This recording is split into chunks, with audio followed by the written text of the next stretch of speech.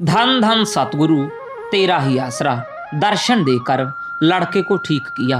बीबी फूला रानी लुधियाना से परम पिता शाह सतनाम सिंह जी महाराज की दया मेहर का नमूना इस तरह बताती है। सन 1973 की बात है। मेरे बेटे नामदेव, जिसकी आयु तब 8-9 वर्ष की थी, उसे बहुत खतरनाक किस्म की काली खांसी हो गई।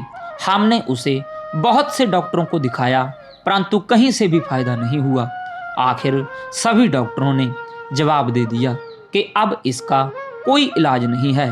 उन दिनों परमपिता शाह सतनाम सिंह जी महाराज लुधियाना पधारे हुए थे। मैंने अपने पति कश्मीरी लाल छाबड़ा को कहा कि मैं अपने बीमार बेटे को पिताजी के पास ले जाकर अर्ज करना चाहती हूँ, किंतु मेरे पति ने मुझको यह कहकर मना कर दिया कि परम पिताजी 2 जहानों के वाली और जानी जान हैं। उन्हें सब पता है। हमने परम पिताजी से बीमारी की या दुनियावी अर्ज नहीं करनी। यह सुनकर मैं चुप हो गई और अपने अंदर से ही परम पिताजी को अर्ज करने लगी। परम पिताजी अगले दिन सत्संग करके लुधियाना से वापस डेरा सच्चा सौदा सरसा आ गए। बच्चे की बीमारी दिनों दिन बढ़ती गई। एक दिन हमारे बेटे की तबीयत बहुत ज़्यादा बिगड़ गई। ऐसा लगता था कि यह रात निकलनी बड़ी मुश्किल है। उसी समय पाठी जगन्नाथ जी जोशी जी के साथ हमारे घर आए। वे डेरे की कुछ पुस्तकें छपवाने के लिए जोशी जी के यहाँ ठहरे हुए थे।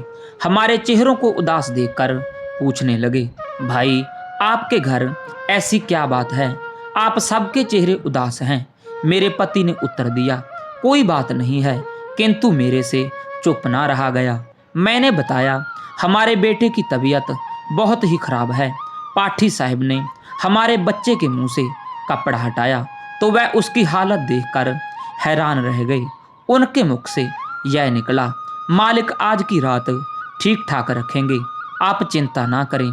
यह कहकर पाठी साहब व जोशी जी चले गए और मैंने रोना शुरू कर दिया। रोते रोते मैं अपने पति से कहने लगी, उस दिन परम पिताजी लुधियाना आए थे। यदि आप मुझे ना रोकते तो मैंने बच्चे को परम पिताजी के पास ले जाना था। इतना कहकर मैं रोती हुई चारपाई पर लेट गई। मेरे लेटते ही मेरी आंख लग गई। आंख लगते ही मेरे सामने परम पिताजी प्रकट हुए। उन्होंने पहले की तरह गली में सत्संग शुरू कर दी, जैसे कुछ दिन पहले की थी। मैं बच्चे का हाथ पकड़कर परम पिताजी के पास ले गई और अपनी अर्ज की। परम पिताजी ने हरे रंग के कुछ पत्ते बच्चे के हाथ पर रख दिए और उसने खा लिए। परम पिताजी ने हरे रंग के कुछ पत्ते बच्चे के हाथ पर रख दिए और उसने खा लिए। इतने में मेरी आंख खुल गई। सभी ने सुबह उठकर बच्चे को अस्पताल ले जाने की राय दी, परंतु मैंने कहा कि परम पिताजी रात यहाँ आए थे और बच्चे को दवाई दे गए हैं। अब हमें इसे किसी अस्पताल में ले जाने की आवश्यकता नहीं है। मैंने बाजार से 10 पैसे के हरे पुदीने के पत्ते मंगवाए और वह रगड़कर बच्चे को दे दिए। बच्चा बिल्कुल ठीक हो गया। परम पिता शाह सतनाम सिंह जी महाराज ने स्वप्न में ही सत्संग सुनाकर और पत्तों का प्रसाद देकर बच्चे का कष्ट दूर करके उसे बिल्कुल ठीक कर दिया। शराबी बदमाशों से बचाया। प्रेमी संतलाल गांव शाहपुर बेगू सरसा से लिखता है, मैंने सन 1973 में नामदान प्राप्त किया था। उस समय मैं रिक्शा चलाकर अपनी रोजी रोटी कमाता था। मैं रोजाना दरबार में भी हाजिरी देता, जिससे अच्छा प्रेम बन गया। नाम लेने के कुछ समय बाद एक रोज रात के 9 बजे मेरे गांव के बस स्टैंड पर कुछ शराबियों ने मुझे घेर लिया। उसमें से एक ने तो बंदूक में 2 कारतूस डाले और बोला, मैं अभी इसे। जब उसने मेरी तरफ बंदूक सीधी करके गोली चलाई तो गोली मिस हो गई। मुझे तब तक भी उनके इरादे का कोई पता नहीं था। उन्होंने मेरे साथ ना तो कोई जमीन बांटनी थी और ना ही मेरे पास कोई धन था, तथा ना ही कोई अन्य कारण नजर आता था। बंदूक वाले ने मुझे काफी भले बुरे शब्द कहे। यह सुनकर मुझको तुरंत मालिक का ध्यान आया और मन ही मन में धन धन सतगुरु तेरा ही आसरा का नारा लगाया। नारा लगाने से पहले ही बंदूक वाले ने उल्टी बंदूक पकड़कर मेरी टांग पर मारी। मालिक का ख्याल आते ही मेरा हौसला बढ़ गया। मुझे एक तरकीब सूझी। मैं दोनों हाथों से रात के अंधेरे में अंदाजे से अपने पास आने वालों पर मिट्टी फेंकने लगा। ऐसा कई बार करने से मैं उनसे कुछ दूर होता गया तथा नरमे के खेत में से होता हुआ भाग निकला। वह शराबी लड़खड़ाते गाली देते तथा फायर करते हुए खेत के किनारे खड़े रहे। इस तरह मैं सुरक्षित अपने घर पहुंच गया। मैंने अपने मालिक का लाख लाख धन्यवाद किया। यह सब कुछ तब हुआ जब मैंने परमपिता शाह सतनाम सिंह जी महाराज को याद किया। कुल मालिक तो अपने हर प्रेमी की पल पल तथा हर समय रक्षा करता है। वह अपनी कृपा से किसी का बाल भी बांका नहीं होने देता।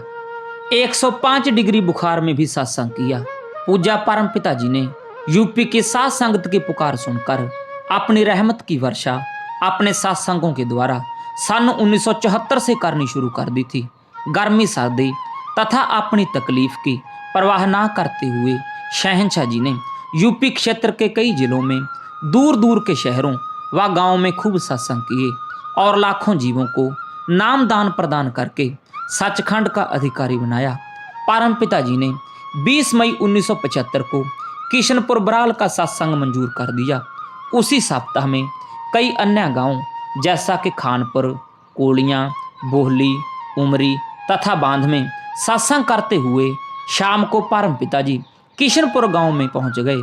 अगले दिन सुबह का सत्संग किशनपुर में ही करना था, परंतु परमपिता जी को एकदम बहुत ही तेज बुखार हो गया।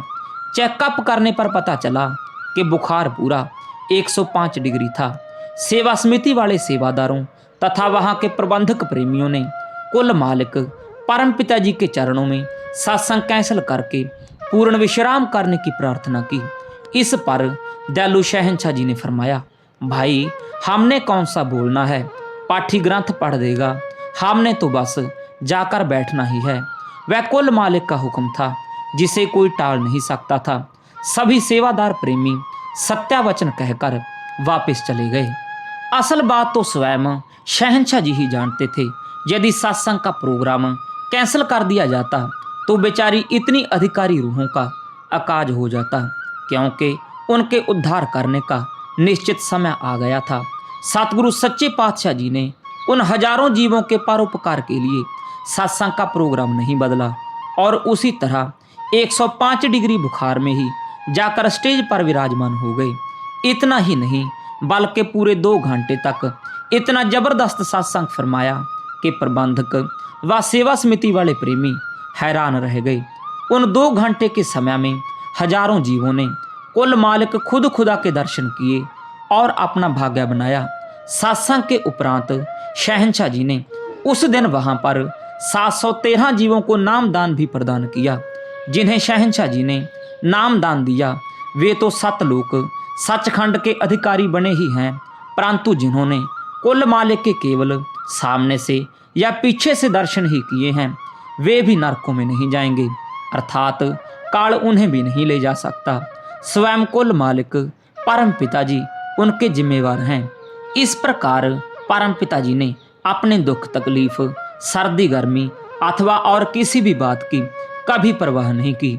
सतगुरु जी स्वयं फरमाया करते, भाई नाम के लिए तो सारा अडंबर है। इस प्रकार सच्चे पातशाह जी बिना किसी बात की परवाह किए सत्संग व नाम का काम बराबर चलाते रहे। धन धन सतगुरु तेरा ही आसरा।